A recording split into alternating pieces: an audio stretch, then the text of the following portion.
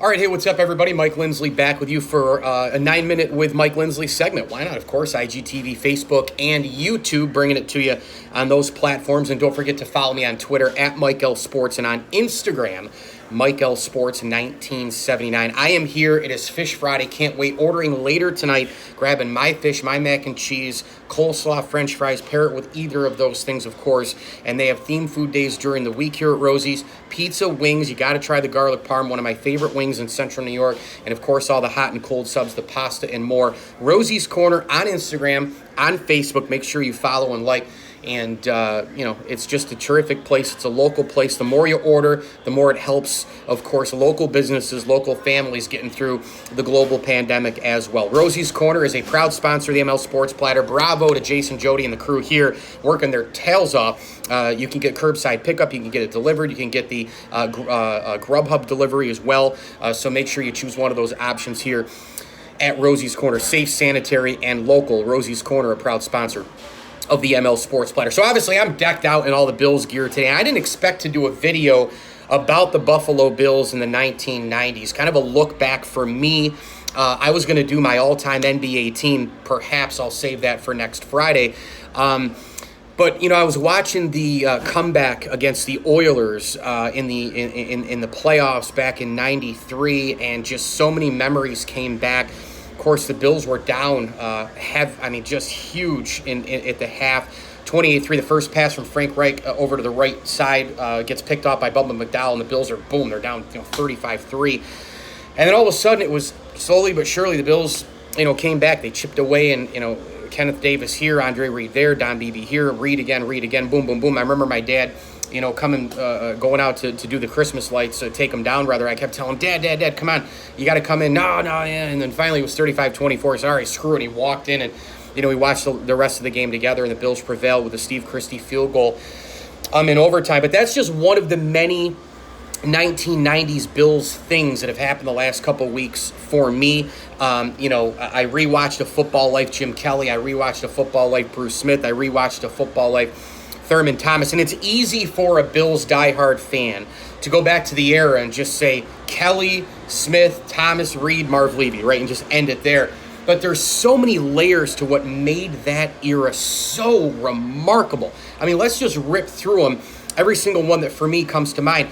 First and foremost, I know they didn't win a Super Bowl, but my God, how many teams would be able to lose and come back, lose and come back, another loss, come back, another loss, come back? And that just shows the adversity and the togetherness to me of that football team. Number two, it was the philosophical motivation and the drive and the people person that Marv Levy was as a head coach. Look, when you're a Super Bowl contender year in and year out for a 4, 5, 6 year span, or in the case of the Patriots, 20 years, you've got to have every single thing fit, right? And I know that was a different era. The cap wasn't even close to what it is today, but you have to have everything work. It's not just, we've got the all-time legendary quarterback. If that were the case, and Fran Tarkenton, Dan Marino, and Dan Fouts would all easily have Super Bowl rings. Instead, we're talking about guys like Trent Dilfer and Brad Johnson and the like having Super Bowl rings. Doug Williams had an unbelievable single season, but look at the rest of the team. Jim Kelly's one of the greatest quarterbacks of all time. I don't know if I'd put him, he's definitely not top 5. Top 10, I'm not really sure.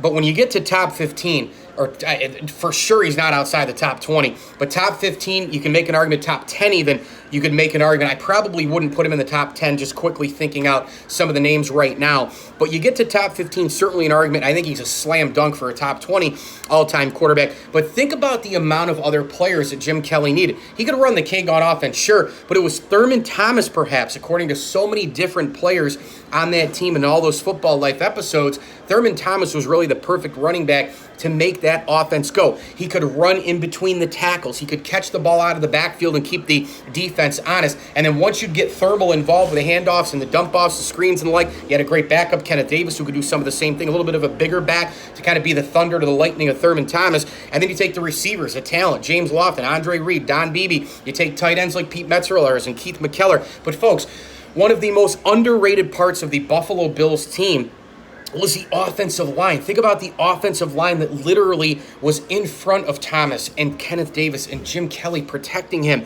and getting that drive going each and every single time. Folks, this was a no-huddle K-gun offense. And not all offensive lines could have perhaps run that particular offense. Think about the Dallas Cowboys in the 1990s. My opinion, that's the best offensive line in the history of the National Football League. But I don't think that they could have run the Bills' hurry-up offense. They were more set in their ways, work off the play action. Emmitt Smith, Troy Aikman, Michael Irvin, Alvin Harper, Jay Novacek. They were more of a platform offensive line. What I mean by that is they were sticking to the gun of what the guns of what they were playing at that moment, whether it was a drop back to the tight end, a drop back deep to Michael Irvin, a handoff to Emmitt Smith. The Bills were not that way. The offensive line was built to go, go, go, go, go, and on the move, call and response.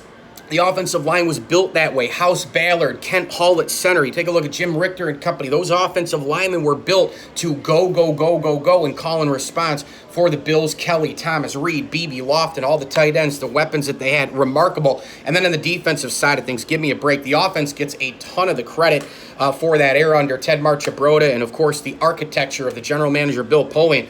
But my goodness, you could argue the Buffalo Bills in the 1990s, they were the best defense in the NFL as well, led by Bruce Smith, the top 3 all-time defensive player. You go on down the line with Cornelius Bennett, Shane Conlon, on and on, all the way into the secondary, the likes of Mark Kelso and Henry Jones, depending on the season that you take a peek at. Spider-Man Darryl Talley, one of my favorite Buffalo Bills of all time. The nucleus was there, the unbelievable chemistry was there, and they had it from the top all the way down. You need 3 things in the National Football League to be a championship contender: quarterback, head coach, front office. The Bills had all the Jim Kelly, of course, Bill Polian, Ted Marchibroda, OC, all the executives up top making the decisions in the NFL draft. You had Marv Levy as head coach, and they were a great drafting team. It wasn't just a good drafting team. It was a great drafting team. Now, I know Jim Kelly said at first, no thanks, Buffalo. How's that working out now? The guy is Mr. Buffalo. He's the face of the city of Buffalo, in my opinion. He's the face of the Buffalo Bills franchise. If you had to take one guy, of course, Wall of Fame member, NFL Hall of Famer, etc.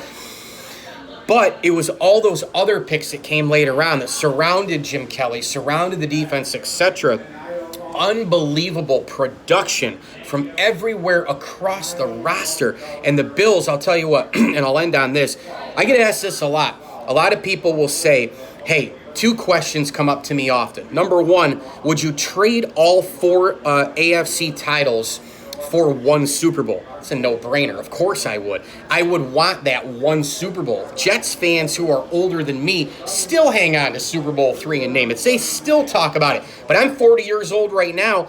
I could have been talking about that shit for 25 years, 26 years. And going into middle school and high school would have been a little bit easier for me, wearing my Buffalo Bills clothes the day after they lost the Super Bowl. So, of course, you always want the 1 prize instead of 4 of a little bit lesser in the Super Bowl. Give me a break. They would have that Super Bowl right there planted at New Era Field forever. You can't ever take that banner down. They'd have the Super Bowl trophy, and it would change the career, at least the trajectory of how guys look, from that franchise as well. Think about Jim Kelly's Super Bowl and not Bruce Smith and not Thurman Thomas and not Andre Reed and not. You think about all the guys who haven't won. Dan Marino, people won't let that go. It's blasphemy also on the Dan Marino side. That guy was an unbelievable competitor and one of the pure passers I've ever seen in my life. The other question becomes, hey, Mike, today, would you go through 4 straight Super Bowl losses for the Bills again?